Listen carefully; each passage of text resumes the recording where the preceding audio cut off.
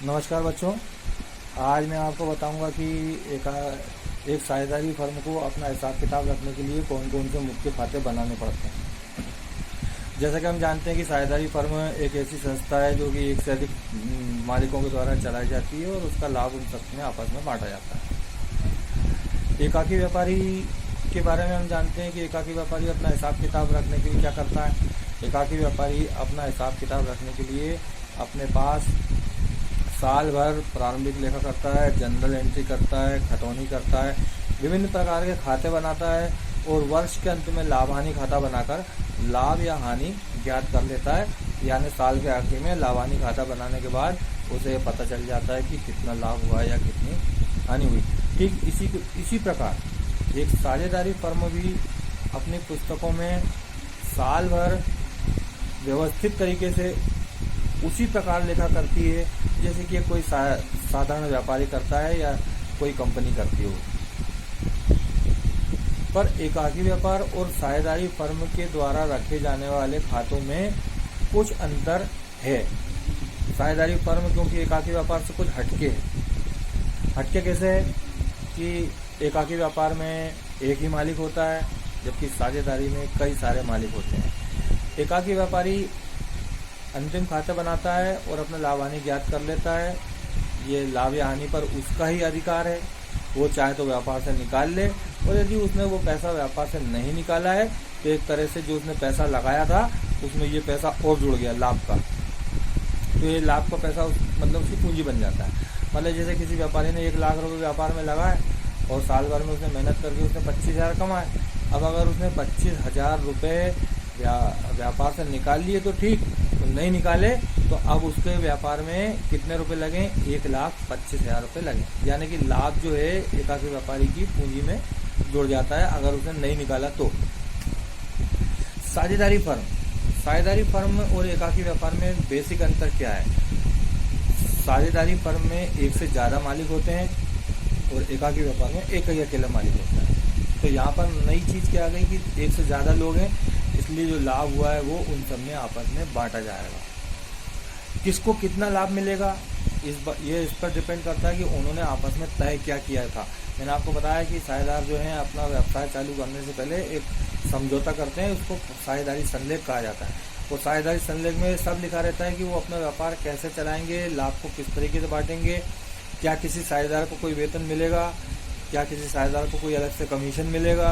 हो सकता है कि किसी साझेदार ने कोई सारे साझेदार जो काम करते हैं वो तो उसने किया ही हो, पर उसने कुछ और अलग से भी फर्म के लिए काम किया हो। वो काम अगर फर्म कहीं और से करवाती तो सब फर्म का पैसा खर्च होता, तो साझेदार ने बाकी सारे साझेदारों ने मिलकर तय किया हो कि ये काम हमारे मित्र से ही करा लिया जाए, जो हमारे परिवार का या हमारे साझेदारी फर्म का व्यक्ति है, इसी से करा लिया जाए। तो ऐसा हो सकता है कि साझेदारों ने आपस में लाभ में हिस्से के अलावा और भी कोई राशियां एक दूसरे को मिलेंगी, ऐसा कोई उन्होंने आपस में तय किया हो। यदि तय किया है तो जो भी फायदा हुआ उस फायदे में से साझेदारों को जो पहले से तय किया गया था तो वो राशि दी जाती है। क्या क्या दिया जा सकता है। नंबर 1, जो साझेदारों ने पैसा लगाया है उस पर उन सबको ब्याज दिया जा सकता है। जो लाभ होगा उसमें से जिसने जितना पैसा लगाया है उतने पैसे पर उस साझेदार को ब्याज दिया जाएगा। इसके अलावा हो सकता है कि किसी साझेदार ने कोई अलग से काम किया हो तो उसको वेतन दिया जा सकता है। किसी साझेदार ने कोई ऐसा काम किया जिसमें कमीशन मिलता है तो हो सकता है कि उसे कोई कमीशन दिया जा सकता है। हो सकता है किसी साझेदार ने फर्म को लोन दे रखा हो तो उसे जो लोन उसने दिया है उस पर ब्याज मिलेगा तो वो ब्याज उसको दिया जाएगा। और ऐसा करने के बाद जो फायदा बचेगा वो फायदा साझेदारों के बीच में बांट दिया जाएगा।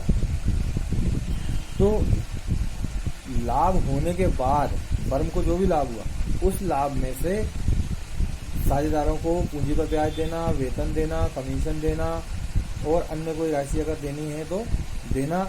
इसका हिसाब किताब रखने के लिए फर्म में लाभ हानि खाता बनाने के बाद एक खाता बनाया जाता है जिसको बोला जाता है लाभ हानि नियोजन खाता। नाम याद रखिए आप, नाम लाभ हानि नियोजन खाता। अभी मैं आपको बताऊंगा कि लाभ हानि नियोजन खाता बनाया कैसे जाता है। देखिए नाम से ही समझ में आता है, लाभ हानि नियोजन खाता। नियोजन को बोलते हैं प्लानिंग। इसका एक और नाम होता है लाभ हानि समायोजन खाता, profit and loss adjustment account, profit and loss appropriation account. नाम कुछ भी रख लीजिए, इसमें मेन काम होता क्या है, इस खाते का उद्देश्य होता है जो भी फर्म को लाभ हुआ है उस लाभ को साझेदारों में बांटना। यानी लाभ हानि जो फर्म को हुआ उसकी प्लानिंग के लिए, उसके नियोजन के लिए, उसके बंटवारे के लिए यह खाता बनाया जाता है। तो इस खाते को कैसे बनाते हैं मैं आपको उसका प्रारूप दिखा देता हूँ। अब ये देखिए, ये लाभ हानि नियोजन खाता 2 भागों में बनाया जाता है। एक ये डेबिट साइड है, दूसरा ये क्रेडिट साइड है। इसमें ऊपर लिख दिया जाता है profit and loss adjustment account, profit and loss adjustment account for the year ended, और जिस तारीख को भी ये साल खत्म हो रहा है वो तारीख इसमें डाल दी जाती है, जिस तारीख को साल खत्म हो रहा है, क्योंकि साल भर के लिए बनाया जाता है, इसलिए इसमें लिखा जाता है कि इस तारीख को समाप्त होने वाले वर्ष के लिए profit and loss adjustment account.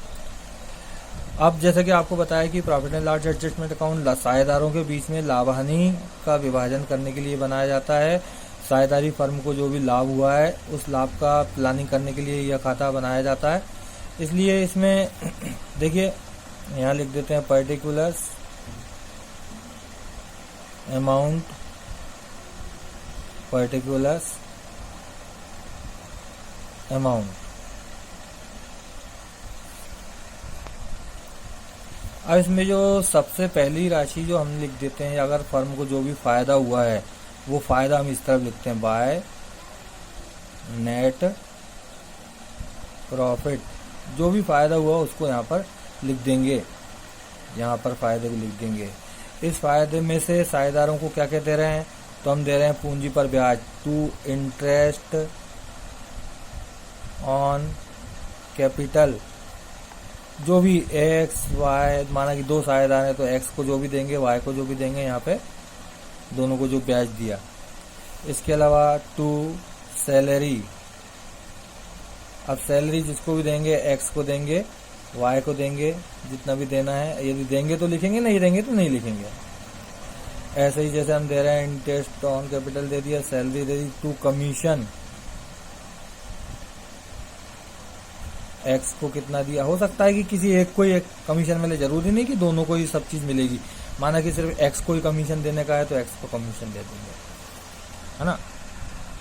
अब इसके अलावा हो सकता है कि किसी साझेदार ने फर्म से कुछ पैसा लिया हो और उस पर फर्म साझेदार से ब्याज ले रही हो, तो फर्म के लिए एक तरह से इनकम है, इसलिए इसे प्रॉफिट के अंदर प्रॉफिट की तरफ लिख देंगे by interest on drawing. X Y जो भी साझेदार है उससे यदि हम ब्याज ले रहे हैं तो वो उसको फर्म के प्रॉफिट में जोड़ दिया जाता है, क्योंकि जो प्रॉफिट फर्म को व्यापार से हुआ वो, और उसमें जो साझेदारों से जो ब्याज आया, हो सकता है किसी साझेदार ने फर्म से पैसा उधार लिया हो तो फर्म भी उससे ब्याज लेगी, तो एक तरह से फर्म का तो वो फायदा है, इसलिए फर्म का टोटल फायदा ये हुआ। इस टोटल फायदे में से पूंजी पर ब्याज दिया गया साझेदार को, वेतन दिया गया साझेदार को, कमीशन दिया गया साझेदार को, और इसके अलावा हो सकता है कि साझेदारों ने तय किया हो कि हम अपना बीमा करा लेते हैं सामूहिक। कई बार क्या होता है, साझेदार अपनी फर्म का सामूहिक बीमा करा लेते हैं। अब उसमें से किसी की भी मृत्यु होती है तो पूरे पैसा फर्म को मिलता है और फिर वो पैसा फर्म के काम आता है, जाने वाले व्यक्ति की पूंजी वापस करने के काम में आता है, और XYZ किसी भी काम में आता है। तो वो पैसा जो किस्त चुका रहे हैं, हो सकता है कोई किस्त बीमा कराया हो तो उसकी किस्त जो आएगी वो यहाँ आएगी। To insurance premium. इसके अतिरिक्त तो हो सकता है कि साझेदारों ने